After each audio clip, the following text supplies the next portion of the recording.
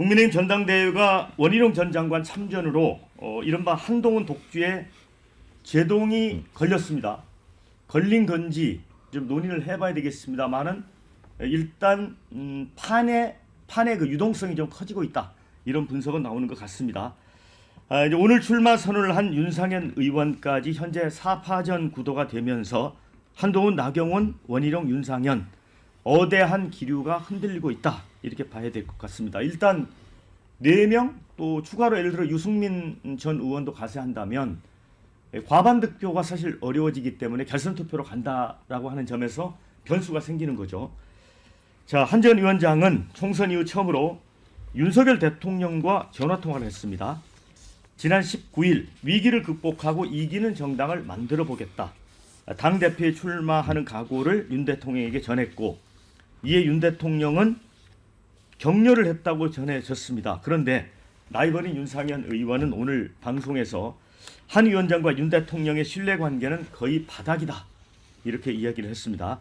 그러면서 의례적인 통화다, 이렇게 깎아내렸습니다.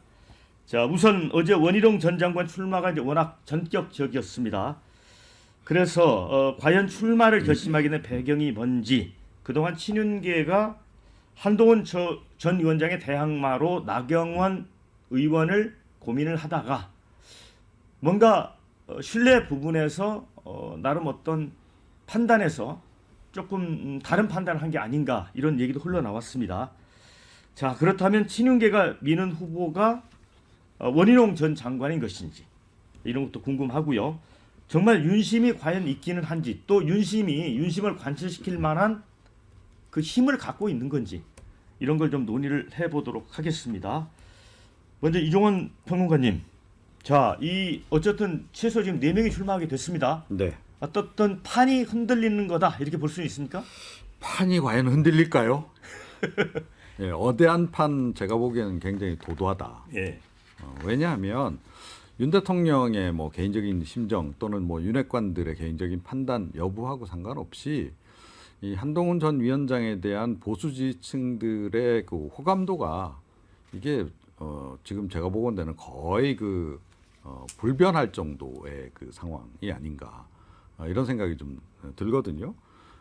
그래서 한동훈 위원장 바라보는 눈이 요즘 보수 지지층들 저 간혹 좀 만나는 몇 분들 이렇게 보더라도 그야말로 눈에서 그냥 꿀이 뚝뚝 떨어지는 그런 정도라는 거죠. 그래서 그런 상태에서 윤석열 대통령이나 또 윤핵관들이 나서서 한 전 위원장을 주저앉히려 하거나 또는 뭐 중간에 뭔가 이렇게 지난번에 그 김기현 전 대표 체제 들어설 때처럼 뭔가 개입을 해가지고 막 이렇게 하려고 한다거나 그랬을 때 과연 어떤 반응이 나올까, 이분들한테 상당한 반발이 아마 초래될 거다.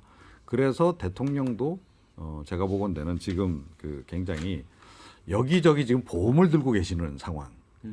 오히려 좀 그렇게 봐야 되지 않나, 이렇게 생각합니다. 저는 여기저기 보험을 들고 있다는 게 핵심일 것 같습니다. 왜냐하면 기존에는 어대한이었거든요. 그래서 뭐 이철규 의원 같은 경우는 그건 모독이다, 모욕이다, 또는 뭐 해당행위다라고 이야기하는 의원도 있었는데, 그때만 하더라도 친윤에서 지지할 만한 후보가 나경원 의원 정도였거든요. 출마를 이제 전당대 출마를 결정을 하게 된다면, 근데 원희룡 전 장관까지 가세가 됐다. 그렇다면 일단은 뭐 어대한 구도 자체의 큰 변화 여부를 떠나서 일단은 전당대 자체는 흥행하게 된 셈입니다. 왜냐하면은 그래도 원희룡 전 장관이 가세됐죠. 윤상현 의원도 있죠. 게다가 이제 나경원 의원도 있죠. 그러니까 적어도 한동훈 대 다른 후보 1대1 구도가 아니라 1대3 정도, 누가 또 추가된다면 1대4 이 정도가 되기 때문에, 또 하나는 윤석열 대통령이 보험 든다는 것이 윤심이 그렇다면 이제 분산이 된다는 의미인 것이고, 나경원 의원에만 그치는 것이 아니라 뭐 윤상현 의원 또 원희룡 전 장관까지, 심지어는 한동훈 전 위원장도 대통령에게 전화했다라는 것은 한동훈 전 위원장도 전화보험을 든 거예요. 다이렉트인가요? 하여튼간에 이런 식의 어떤 보험의 분산 효과가, 그렇다면 다 실제로는 결과적으로는 모든 후보가 정도의 차이는 있겠지만 윤 대통령의 존재감, 뭐 대통령 지지율이 낮든 어쨌든 간에 아직 임기가 3년 가까이나 남아 있기 때문에 윤심을 그래도 윤심 전대는 아니더라도 윤심 의식 전대는 의식하는 정당대 성격은 있는 것으로 보입니다. 그래서 그 어대한이 아니라 어대윤이다 이런 얘기가 있는데 결국 누가 돼도 결국은 윤심 아래에 당 대표가 된다 그런 얘기네요. 그렇죠? 근데 여기와 관련해 가지고 한번 주목을 해봐야 될 게 결선 투표제입니다. 그 국민의힘은 한 번도 결선 투표제가 없다가 정진석 비대위 때 당헌 당규를 개정하고 처음으로 결선 투표를 도입을 했는데 그때 김기현 대표를 뽑을 때도 50%가 넘어가면서 결선 투표를 안 했어요. 근데 지금 이제 어대한이라고 1번으로 강한 주자가 이제 한동훈 전 위원장인 거는 맞는데 문제는 50%를 넘기느냐 아니냐에 따라서 결선 투표로 가느냐 안 가느냐의 문제가 있습니다. 지금 원희룡 장관을 선호하느냐 아니면 나경원 의원을 선호하느냐 이런 것보다는 윤심보다는 아니 선호를 떠나서 이길 수가 있느냐 이 부분이 이제 먼저 확정이 돼야 되거든요. 근데 원희룡 장관 같은 경우에는 어떤 게 있냐면 그 한동훈 위원장하고 약간 그 지지층이 겹쳐요. 이미지도 겹치고 무슨 말이냐면 뭐 남성이고 서울대 법대 검사 윤정부에서 장관했고 그리고 여러 가지 이제 지지층이 겹치는데 원희룡 장관이 들어오게 되면 지지층이 겹치는 문제 때문에 약간 이제 그 한동훈 위원장 표가 이렇게 넘어갈 수가 있고 그러다 보면 이제 그 50%보다 내려오는 순간 결선으로 가면 반환 표가 그러면 어떻게 작동이 되느냐. 그게 바로 그 이 결선 투표의 승부처가 되는 겁니다. 근데 전화 통화 관련해 가지고는 뭐 다 통화하셨다 그러는데 사실 민주당도 그렇고 국민의힘도 그렇고 여당에서 그 당 대표 주자로 후보로 나오시는 분들은 당의 최고 어른이 대통령이기 때문에 인사를 하는 게 관례입니다. 전화를 하든 아니면 만나든 인사를 하는 게 관례고 뭐 그 최고위원 나오시려고 하시는 분들도 원래는 이제 사선 이상 중진들한테는 전화 한 번씩 돌려서 나오기 전에 인사하는 건 좀 관례화돼 있거든요. 그래서 그 관례 수준에서 전화를 한 게 아닌가 저는 생각을 들고 그리고 지금 현재 제일 중요한 거는 이 결선 투표에 따른 그런 최종적인 판단이 어디로 갈 거냐 그 부분이 제일 관건이 될 것 같습니다. 예. 근데 그 김웅 전 의원이 이제 원희룡 장관이 사실 어제 이제 출마 선언을 본인이 직접 이야기했을 때 다들 놀랐단 말이죠. 그때는 나경원 의원에게 다 관심이 가 있었는데 그래서 김웅 전 의원이 이런 얘기를 했습니다. 어떤 분하고 술을 마시고 어느 정도 확답을 받고 나오셨다고 본다. 뭐 다들 짐작을 하시겠죠. 어느 분인지는. 자 그런데 그 이후에 한동훈 비대위원장 쪽에 가 있는 대변인의 입을 통해서 윤 대통령하고 전화 통화를 했고 격려를 받았다 이렇게 이야기를 했거든요. 하한기 부대변인. 네. 좀 의식을 한 걸까요? 이거 어떻게 봐야 되죠? 의식을 한 거죠. 예. 의식을 한 건데 이 자체로만 원론적으로만 말씀드리면 대통령이 사실 신경 꺼야 되거든요. 이 당정 일체 뭐 이런 것 때문에 지금 선거도 계속 치고 있고 뭐 지금 국민의힘 자체가 뻘밭에 빠져 있잖아요. 대통령이 여길 차단해 줘야 각자 후보들이 자기들끼리 나와서 뭐 비정 경쟁을 하든 이렇게 해서 당원들의 지지를 받아서 당 대표가 되고 그걸 기반으로 뭐 혁신을 하든 쇄신을 하든 그럴 거잖아요. 근데 이런 보도들이 계속 있고 후보들이 이런 식의 어떤 사전 캠페인처럼 벌이고 있는 건 대통령이 여전히 당권에 관심이 많다는 반증이잖아요. 그래서 이 자체로 되게 위험한 것 같고 대통령이 누구를 밀든 간에 사실 결말이 뻔해요. 그 친윤이라고 하는 사람들의 계보를 보면 뭐 권성동, 장제원 이런 분들로 가다가 김기현 대표 이렇게 갔다가 이 못 믿으니까 나중에 자기가 한 십수년 수십 년 데리고 있었던 한동훈 전 장관을 내려보냈다시피 했는데 그러고 나서도 인기 없는 대통령한테 편승을 못하니까 한동훈 당시 비대위원장이 보도에 따르면은 대통령이 내가 사람을 너무 믿었던 것 같다 이랬잖아요.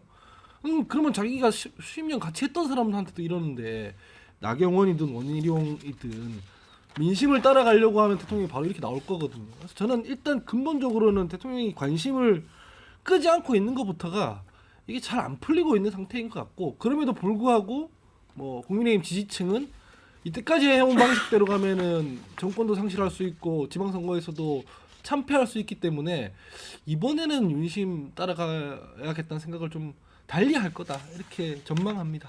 네. 그런데 김웅 전 의원이 또 그런 얘기도 했어요. 원희룡 장관이 나오면 이제 유난 대전이 될 거라고 생각하는 사람들이 많은데 한한 대전이 될 거다. 결국 한동훈이 한동훈 본인하고 싸우는 그런 전당대회로 갈 거다 이렇게 예측을 했거든요. 이거는 이종훈 평론가님 생각하고는 비슷한가요? 글쎄요.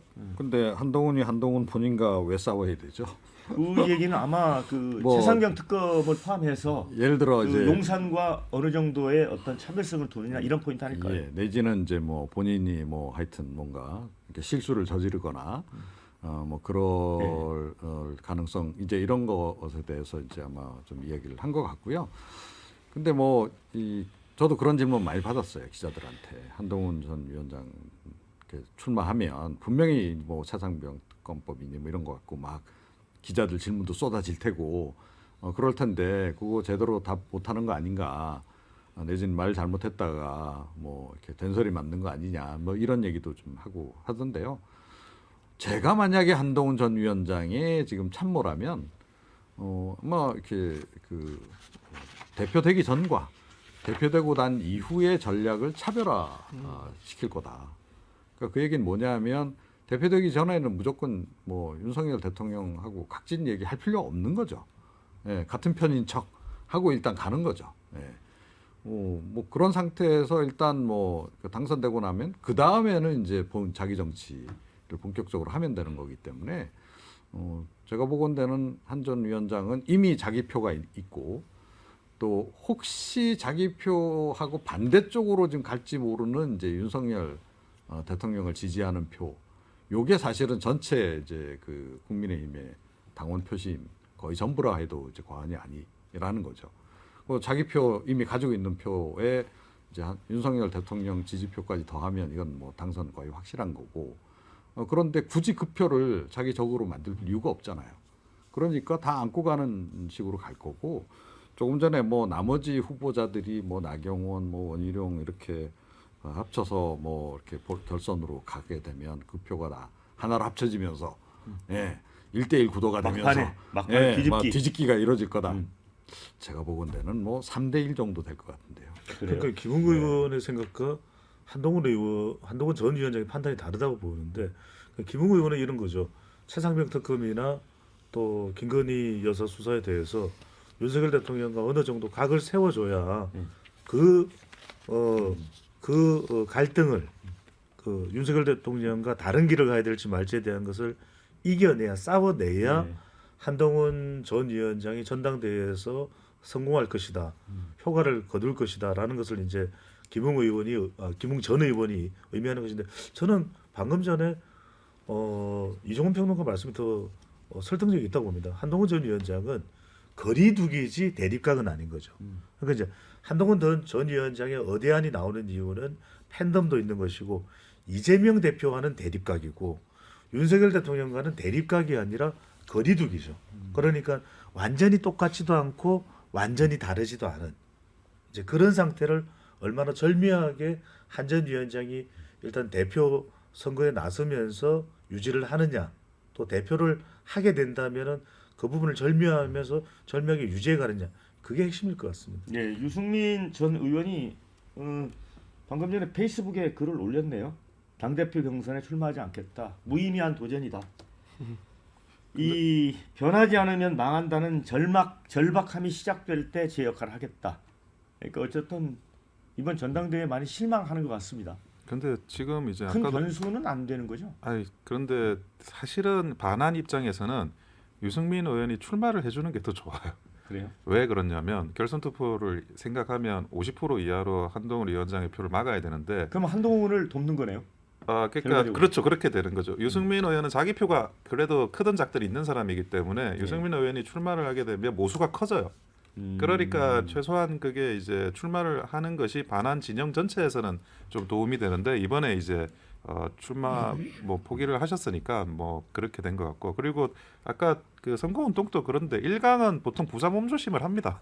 김웅 의원은 자기가 말하고 싶은 걸 한동훈 위원장이 선거 캠페인에서 대신 말해주기를 원하시는 것 같은데 뭐 과거에 황교안 대표 때나 뭐 홍준표 대표 때나 국민의힘의 그런 1강 체제가 주로 이제 있었던 그런 전당대회는 부자 몸조심 그리고 좀 따분하고 좀 재미없게 그렇게 흘러가는 경우가 많습니다. 그래서 공격적으로 뭐 그런 수가 나올 것 같지는 않다는 게 제 생각입니다.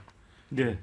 저 근데 나경원 의원 같은 경우에 이제 원희룡 전 장관이 사실 나오지 않겠다고 이렇게 얘기를 듣고 이제 고민을 했던 건데 네. 되게 충격을 내부적으로 받은 것 같습니다. 그런데 일단은 지금 홍준표 대구시장 이철호 경북지사를 만나죠. 그러니까 일단 경선에 나와서 이제 가는 겁니다. 상당히 좀 위기 아닌가요? 사실 예. 그렇죠, 위기죠. 근데 저는 그 발언도 잘 이해가 안 됐던 게 집권 여당의 당 대표쯤 하려고 그랬으면 자기 비전을 갖고 뭘 해야 되는 거지. 내부적으로 정리해서 뭐 친윤이 어떻게 한다, 윤심이 어떻게 한다 이렇게 해서 충격받을 일인지 잘 모르겠어요. 자신이 없으면은 유승민 전 의원처럼 하는 게 맞다고 저는 생각을 하고요. 그리고 뭐 이런저런 얘기들이 많이 나오곤 있지만 한동훈 전 비대위원장이 왜 총선이 한창 진행되던 중에 그 인터뷰에서 이렇게 얘기했잖아요. 총선에서 이기든 지든 내 인생이 되게 꼬일 것 같다.